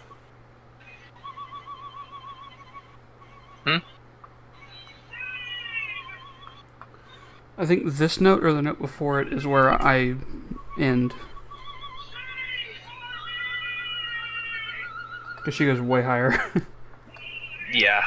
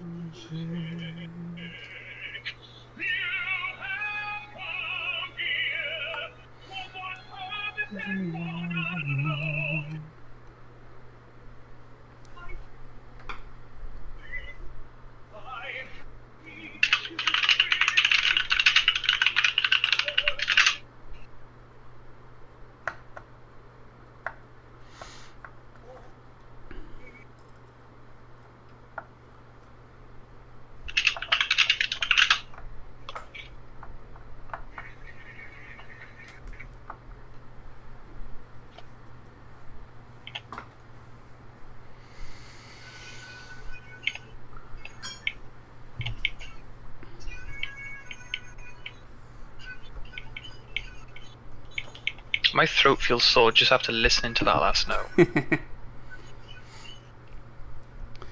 Which, she can go higher. Oh, we can all go higher. We just can't make going higher melodic as well.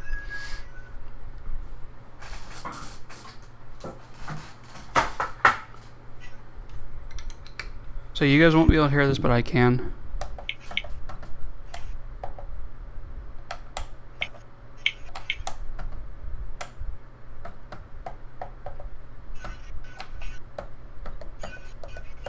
I mean, I can hear it, just not what it's meant to sound like.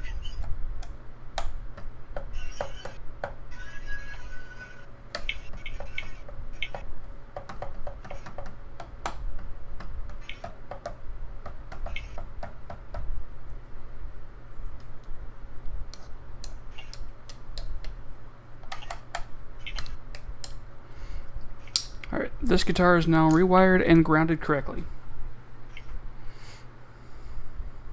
Nice.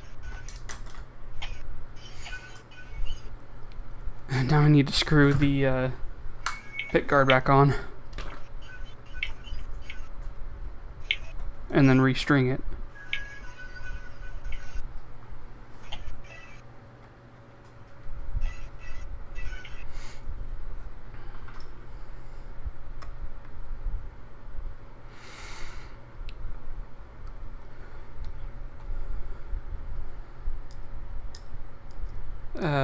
But listening to Phantom of the Opera, I realized that I have roughly the same range as Gerard Butler. 'Cause he played the Phantom in the movie. Now, Gerard Butler's not a singer, but he tried. He's not an actor really either, but he tried. Yeah. He's a better actor than he is a singer. Oh, I don't know. Tell that to Suicide Squad. Suicide Squad in general was a fucked up mess. Like, I can see it could have gone well if they had someone else who knew how to direct it. Yeah. And you know what? I haven't seen enough of Jared Leto's Joker to know if he's a bad Joker, because they cut out most of his scenes. Yeah, I would say that. I would say he might be a boring Joker. I don't want to think he would be a bad one. Who played the Joker in the film Joker? Joaquin Phoenix. He's a good Joker. Yeah. He's a really good Joker.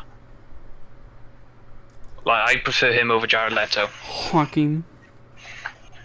But it's obvious they want Jared Leto so they can have someone who's, in Hollywood's eyes, equally as pretty as whatever the bitch's name is. Margot Robbie. Yeah. I don't find facial tattoos appealing. Well, most people don't, but it's one of those things that, as the Joker obviously has changed its style over the years, as like fashion and that's changed. Right. But you brought up attractiveness and no. No, the way I'm putting it is like, the Joker has always been seen as in like comics and in past representations as a very handsome person. Kinda, yeah. Like base person, regardless of what they've been done to themselves. But then the Joker obviously has the out there makeup and the other stuff going on with him to make him less appealing, really. Like if you look at the original Joker, it was pretty much just makeup and a suit. But then obviously as times have changed, like face tattoos now are fairly common in some young youth fashion circles and all that sort of stuff. The Joker was based off of the Smiling Man. Both the comic and fuck, I can't remember his name. The actor who played him in the '60s Adam West Batman. No idea. But both of them were based off the Laughing Man or the Smiling Man, which was a 1920s short film.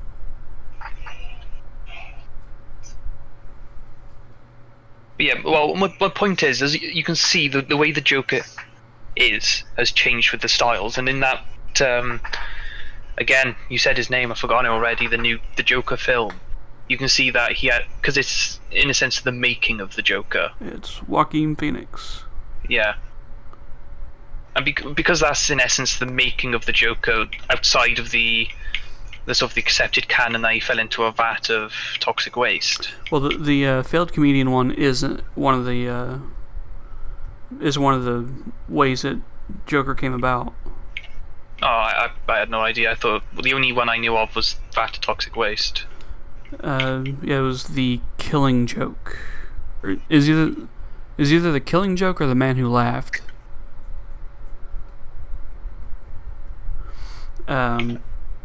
But basically, it was he was a comedian who wasn't very good,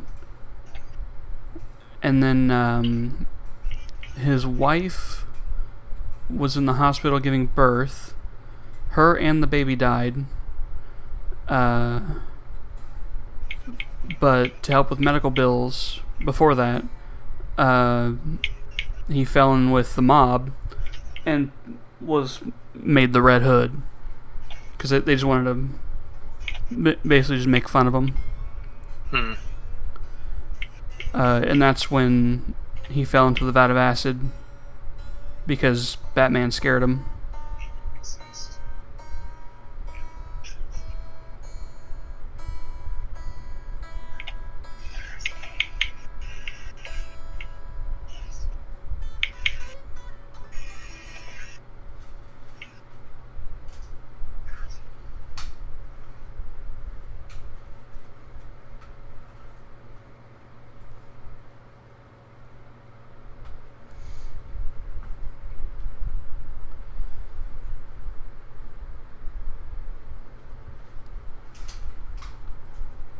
Actually, I believe that was the Man Who Laughed. Because the Killing Joke was the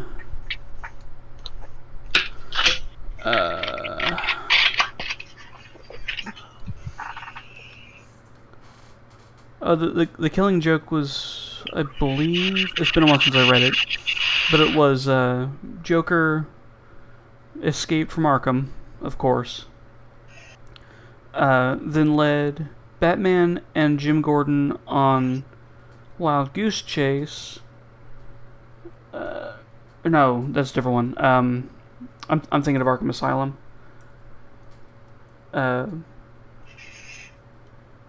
Which is more of a graphic novel than a comic. But it was, he shot Barbara Gordon and then lured Jim Gordon, who's the you probably know who Jim Gordon is. I've heard the name. I probably know it. He's the main cop that Batman deals with. Oh yeah. Like in Batman Begins, he's just a beat cop, and then he's commissioner by the end of it. But in the comics, he's usually Commissioner Gordon.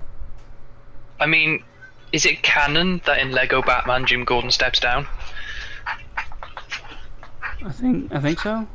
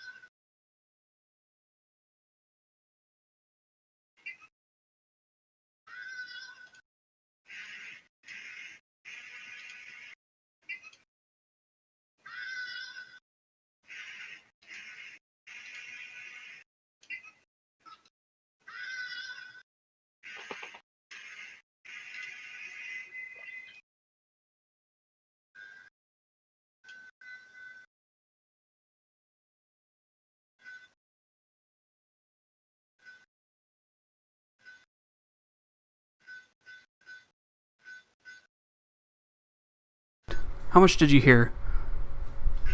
Nothing. You didn't hear my explanation of Killing Joke at all? No. Fuck. Killing Joke was Jim Gordon follows Joker into a carnival after he shoots Barbara, which is his daughter, also Oracle for Batman. Then Joker's dudes jump Jim while in the carnival and pretty hard mindfuck him. Cause, and it gets weirdly erotic because it's like. I was gonna say kinky. Well, the erotic part comes from he's in like BDSM gear and is being walked around like a dog. So like when it was written, that was pretty weird. Not so much anymore. It's quite tame these days on the scale of things. Yeah, it's like, have you been to Folsom?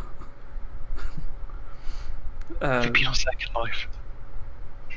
Well, Folsom Street Fair is in California, and it's like if you want to walk with the BDSM people, go there.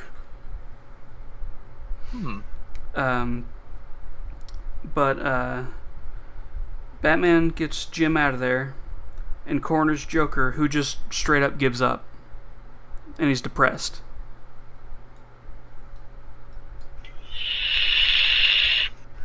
And then he tells the Killing Joke. Would you like to hear the Killing Joke?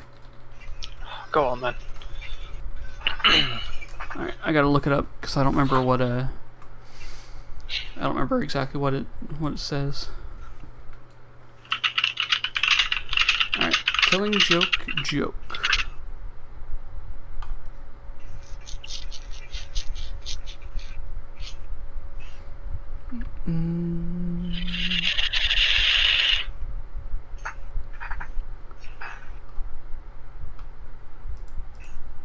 Come on, give me the panel.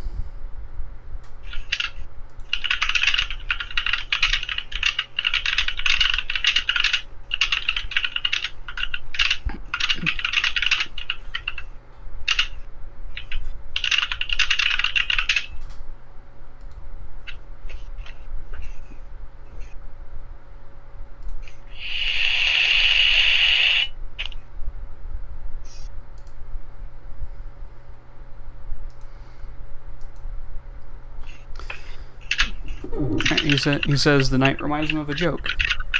There were these two guys in a lunatic asylum, and one night they decide they don't like living in the asylum anymore. They decide to go on an escape.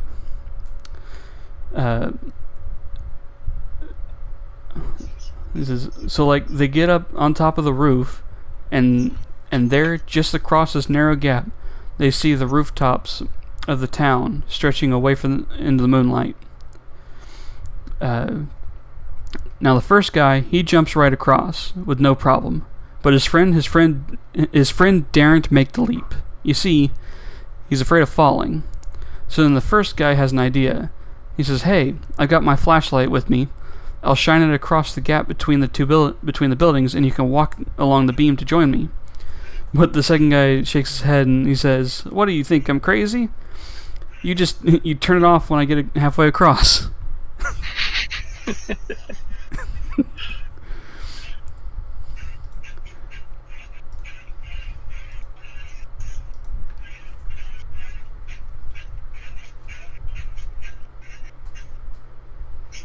I used to know a joke similar to that, and I can't think of it now. And that was made less ambiguous in the movie, because if you read the comic, you'll see they both laugh, and then Joker's dialogue box disappears. In the movie, it does the same thing, where both of them are laughing, and then Joker goes quiet. And that's after Batman puts his hands on Joker's shoulders.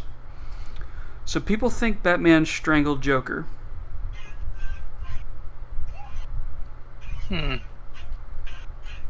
Probably the way it was intended to be, because, like, comics back then were trying to put as much violence as they could in something that couldn't show violence. Well, they could show violence, like, because that one was in like 88, 89. So it was well past classic era. Hmm.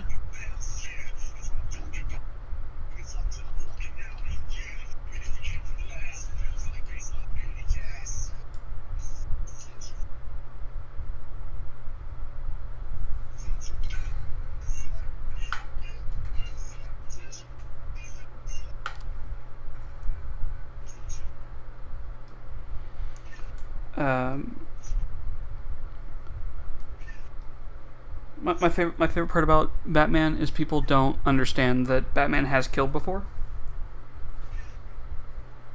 Oh yeah, how do you think his parents decided to disappear?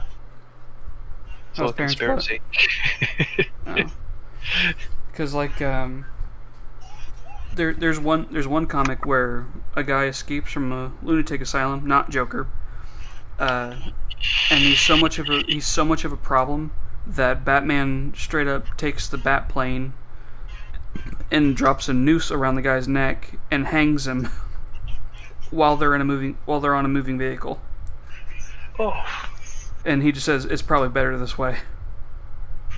God damn. And I'm talking Bruce Wayne. I'm not talking like Flashpoint Batman. Yeah. Flashpoint Batman is Thomas Wayne, and Thomas Wayne likes to murder. As does Martha Wayne. Because Martha Wayne turns into the Joker.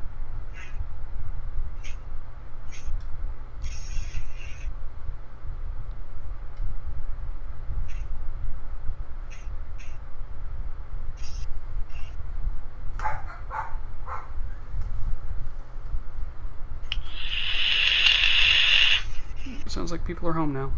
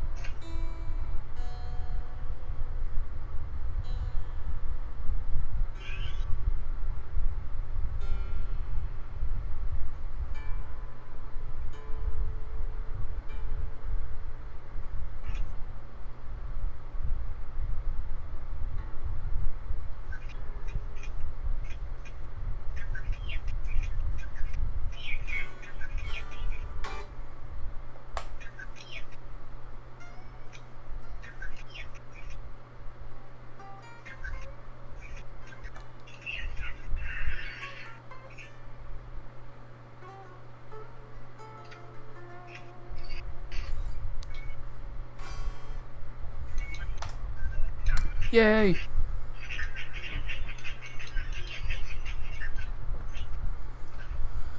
Alright. Well, that took almost exactly 3 hours. Oh, not too bad. It's honestly pretty quick.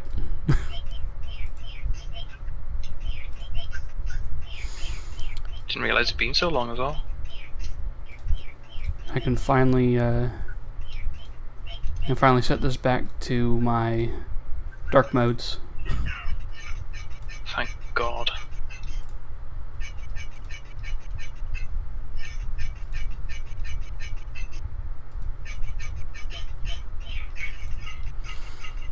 Alright. Yeah, it's a Mako Traditionals TS3. This guitar is about 40 years old now.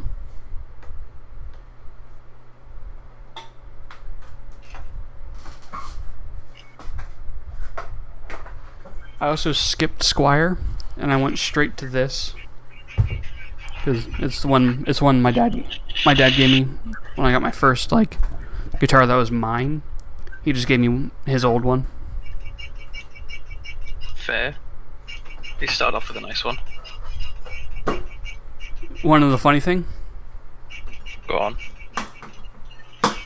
this guitar sold for $150 in 1984. It's a fair bit.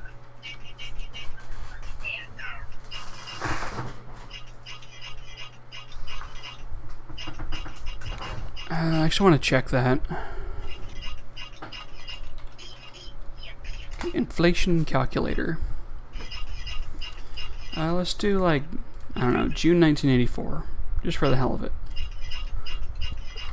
150 is about $376 for today.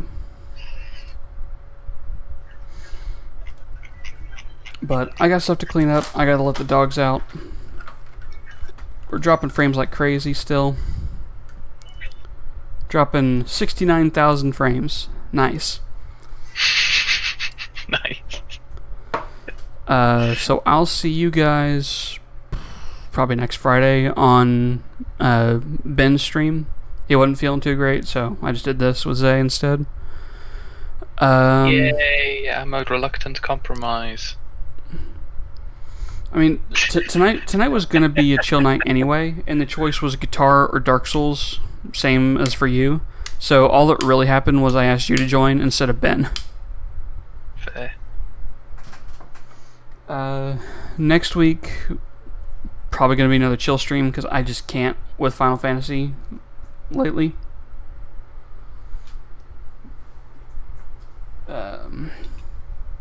Zay, do you have anything going on? Not that I know of. Alright. We're gonna do the Squire some other time. I don't feel like streaming anymore tonight. That's fair. 'Cause I'm really used to the 3 hours. And honestly, the grounding issue on that guitar is probably the same grounding issue I had on this guitar. Because I had the grounds all doubled up on everything, and that just created like a noise loop. Now it's basically silent. So I will see you guys next time. Bye. Bye.